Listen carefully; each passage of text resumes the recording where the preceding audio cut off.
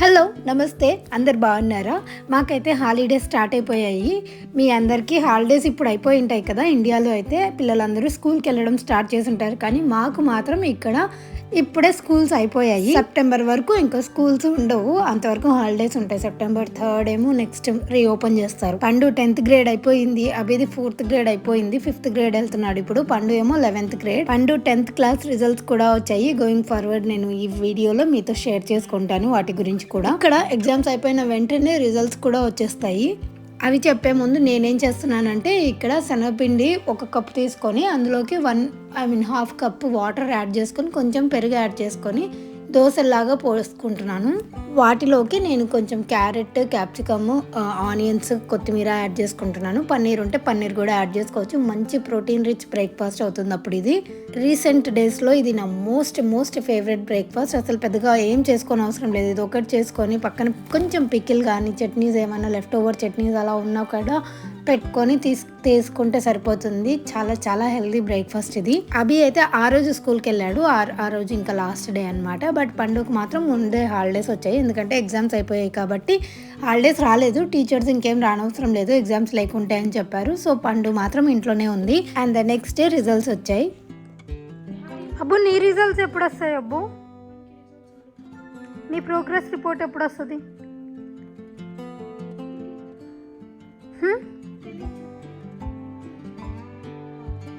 పండు, నీకు ఎన్ని మార్క్స్ వచ్చాయి చెప్పురా? మా కష్టజీవికి 10th క్లాస్ రిజల్ట్స్ వచ్చాయి. పండుగనివి ఎన్ని వచ్చారా? గట్టి చెప్పవా? ఓవరాల్గా ఎన్ని సబ్జెక్ట్స్ ఉంటాయి మీకు? 7 అంటే 700కా స్కోరు? టోటల్ ఎన్ని వచ్చాయి? కౌంట్ చేసుకోరా మీరు? అలా చెప్పరా? నువ్వు కౌంట్ చేసుకోవచ్చు కదా. ఎలాగో నీకు ఓవరాల్ స్కోరు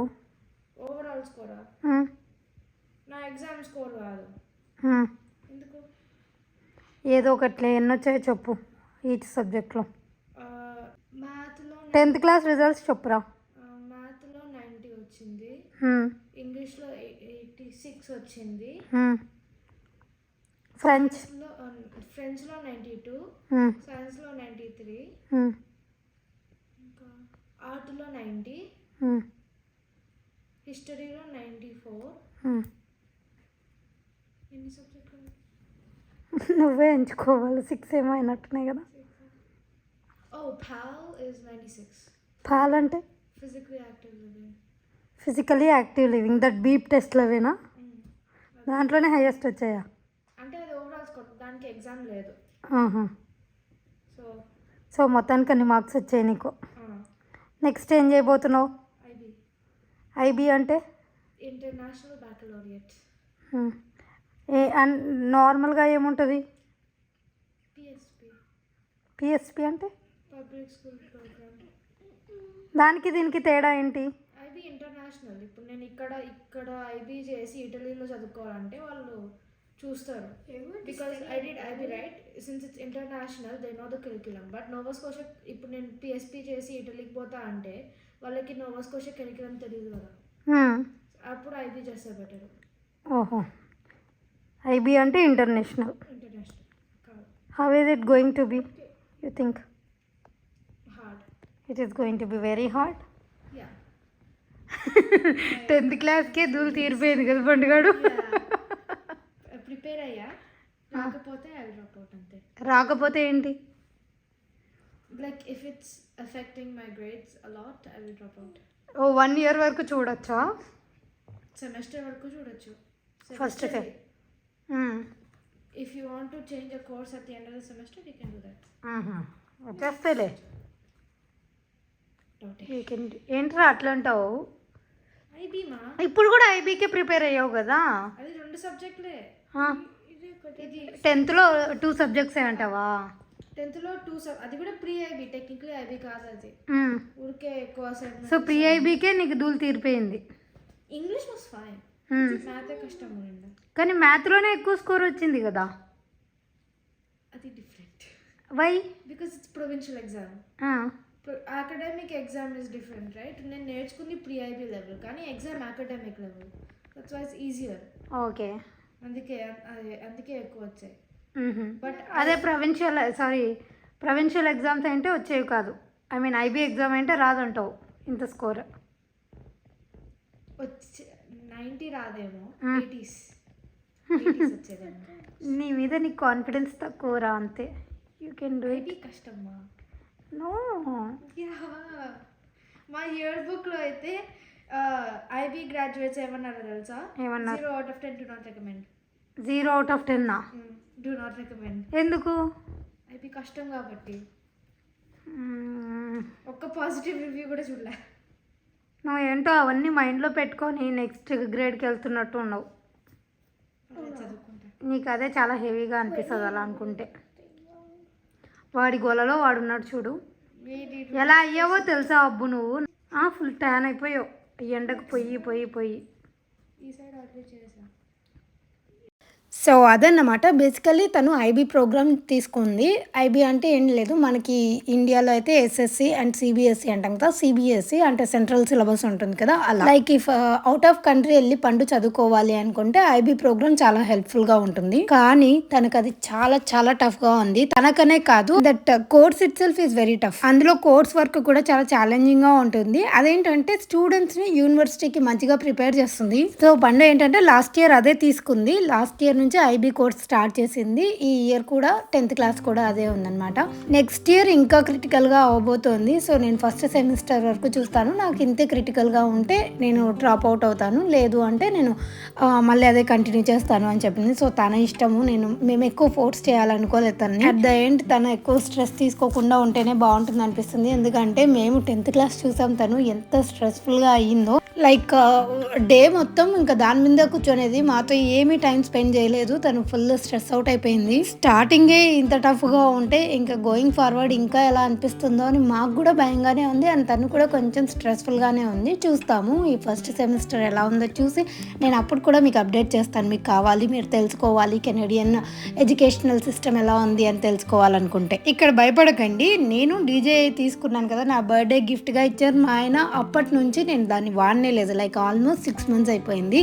బట్ ఈరోజు వాడాలి అనుకున్నాను. దానికే కొంచెం ఎక్స్పెరిమెంట్ చేస్తున్నాం అనమాట పబ్లిక్లో తీసుకెళ్ళి. ఇది మాత్రం డీజేతో షూట్ చేసింది. నేను నేర్చుకుంటున్నాను సెట్టింగ్స్ ఎలా ఉన్నాయి ఏంటి అవన్నీ కూడా ఇంకా నేర్చుకుంటూనే ఉన్నాను.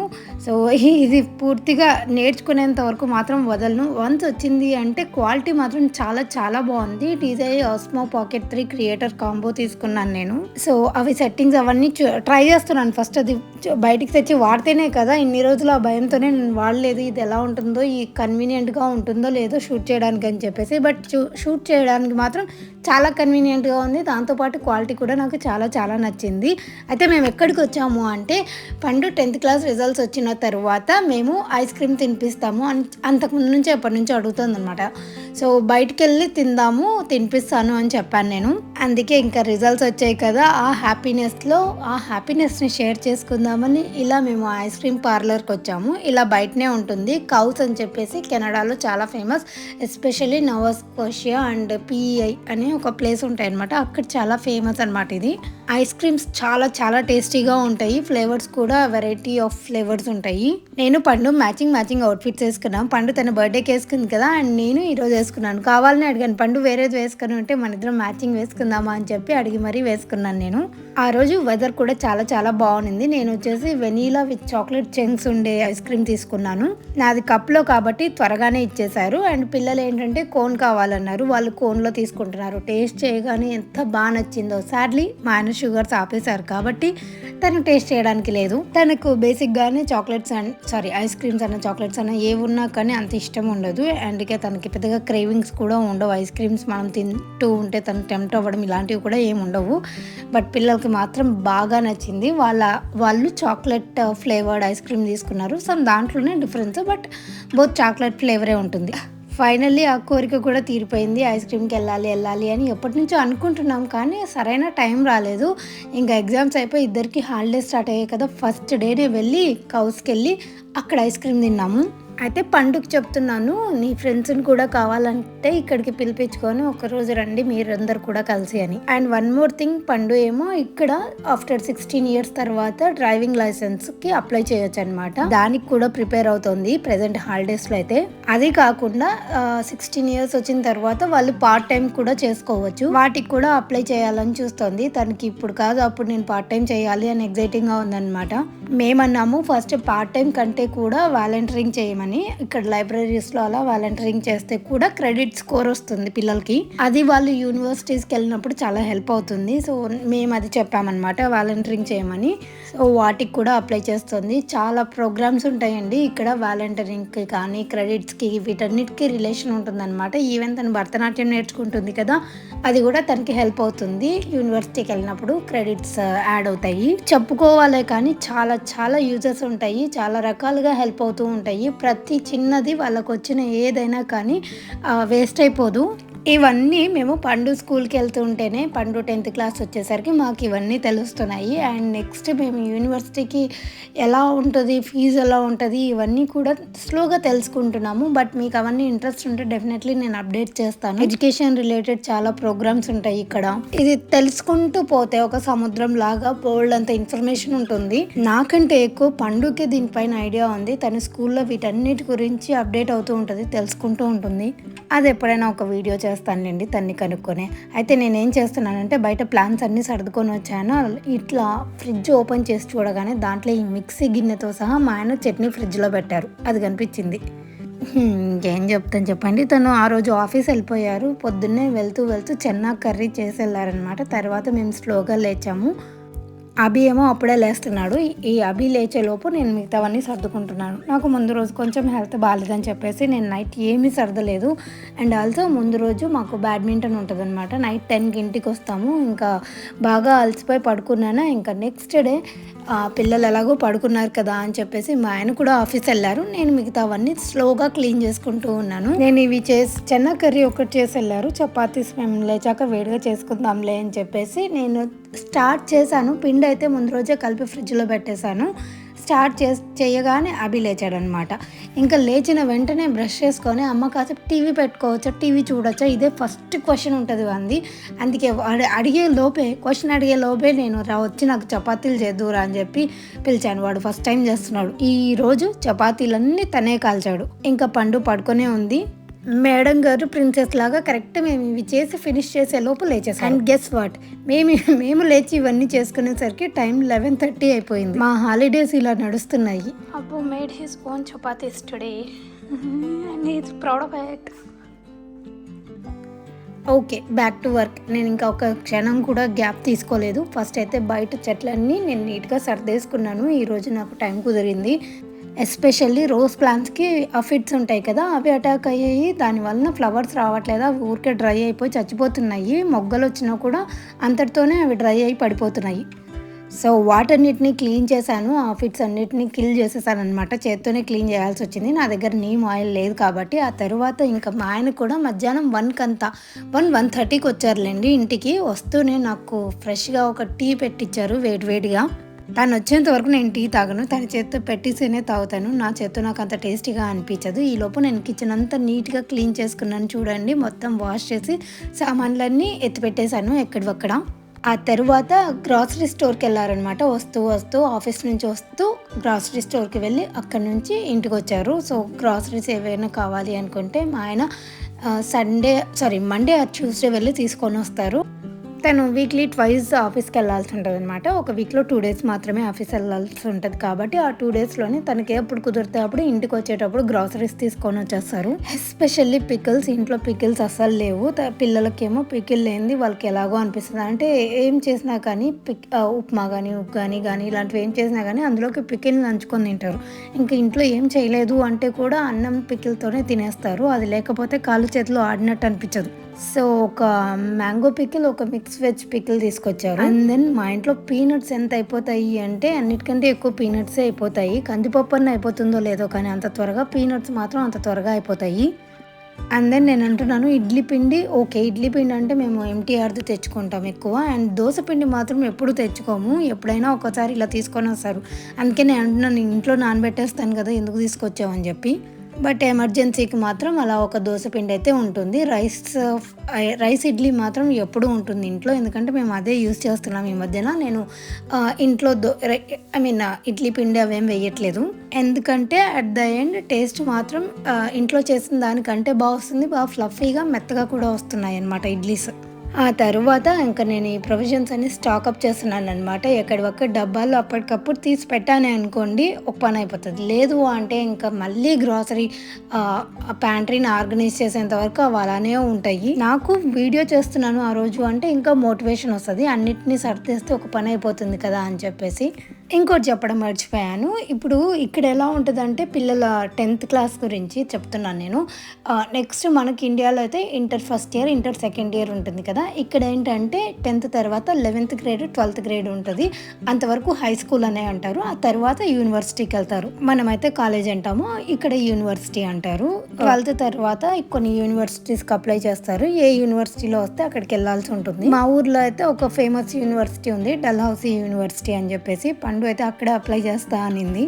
అది కాకపోతే టొరంటో యూనివర్సిటీ అని ఉండింది ఇది వరకు అయితే, బట్ అది లేదు. ప్రజెంట్ అయితే ఇక్కడే మా ఊర్లోనే డల్హౌసీ యూనివర్సిటీ అని ఉంది, అక్కడ చూస్తాననింది. ఆల్రెడీ ఫ్యూచర్ ప్లానింగ్ కూడా పండునే చేసి పెట్టుకుంది, మేము ఎక్కువ ఆలోచించకుండా. సో పండు స్టడీస్ గురించి అయితే పెద్దగా దిగులే లేదు, తను హ్యాపీగా తను టేక్ కేర్ చేసుకోగలదు, ఆ నమ్మకం అయితే ఉంది. బట్ అభి స్కూల్ మాత్రం యావరేజ్ గానే ఉంది, అంత గొప్పగా ఏమనిపించలేదు మాకు. సో చూడాలి వాడిది ఎలా ఉంటుందో. ఫస్ట్ ఆఫ్ ఆల్ ఫౌండేషన్ బాగుండాలి కదా. పండుగ అయితే most of the 6th 7th class వరకు తనకు యుఎస్ఏలోనే ఉంది కాబట్టి తను బాగానే చదువుకుంది, అక్కడ బాగానే చెప్పేవాళ్ళు. అంటే ఫౌండేషన్ బాగుంది, ఎడ్యుకేషన్ అంతా మంచిగా అనిపించింది, మంచి స్కూల్ రేటింగ్స్ అవన్నీ ఉండే. బట్ ఇక్కడ ఏంటంటే అభి వెళ్ళే స్కూలు మేము ఇక్కడికి వచ్చినప్పుడే స్టార్ట్ అయిందనమాట. ఆ స్కూల్ కూడా అప్పుడే స్టార్ట్ చేశారు. సో అంత గుడ్ రేటింగ్ ఏం లేదు, అందుకే కొంచెం దిగులుగానే ఉంది అభిదైతే మాకు. అది కాదని అభికి అయితే మ్యాథ్ ట్యూషన్ పెట్టిస్తున్నాము, మ్యాథ్ గురించి దిగులు లేకుండా. ఎందుకంటే మ్యాథ్లోనే చాలా కష్టంగా అనిపిస్తుంది కదా పిల్లలకి ఈ ఏజ్లో. వీళ్ళకి ఇంకా మల్టిప్లికేషన్స్ అవే చెప్తున్నారు. నెక్స్ట్ ఇయర్ ఈ ఇయర్ వెళ్ళండి, ఇంకా 4th గ్రేడ్ కూడా అయిపోయింది, 5th గ్రేడ్లో కూడా ఇంకా మల్టిప్లికేషన్స్ అవే నేర్పిస్తున్నారు. స్లోగా, చాలా చాలా స్లోగా ఉంటుంది ఇక్కడ పిల్లల ఎడ్యుకేషన్ మాత్రం. కంపారిటివ్లీ అంటే మనతో కంపేర్ చేసుకుంటే మాత్రం ఇంకా స్లోగా ఉంటుంది. ఆల్రెడీ యుఎస్తో కంపేర్ చేసుకుంటే ఇంకా స్లోగానే ఉంది. యుఎస్కి మనకి ఇండియాలో అయితే ఇంకా యుఎస్ఏ స్లోగా ఉంటుంది. సో అలా నడుస్తుంది, కొంచెం టెన్షన్గా అలా. పండు నేను నీకు తెలుగులో నెంబర్స్ నేర్పినా అని అడిగింది అభిని. నాకు వచ్చు అన్నాడు. షీ ఆస్క్డ్ తెలుగులో 10 ఏమంటారు అని, సారీ తెలుగులో 10 ఏమంటారు అని. 10 అన్నాడు. 20 ఏమంటారంటే 2 10 అంటారు. 13 ఏమంటారు? 40ని 4